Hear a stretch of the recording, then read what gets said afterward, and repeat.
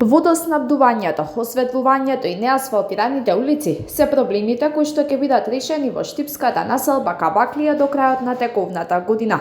Денеска започна бетонирањето на краци од улици, бидејќи како што истакна градоначалникот Јорданов, се работи за тешко пристапен терен.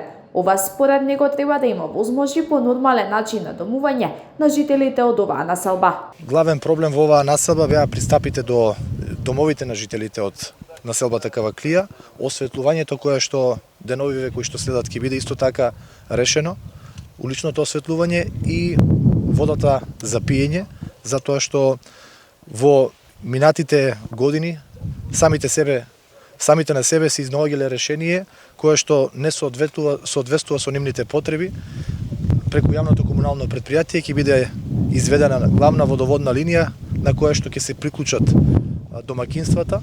Жителите потврдуваат дека решавањето на ваквите проблеми е од особено значење за нив, бидејќи со истите се соочуваат веќе подолго време. Сега немаме патишта, ни еден градоначалник не ни направи, али овај стварно ни направи и благодарение на него. Значи од него подобар нема до сега.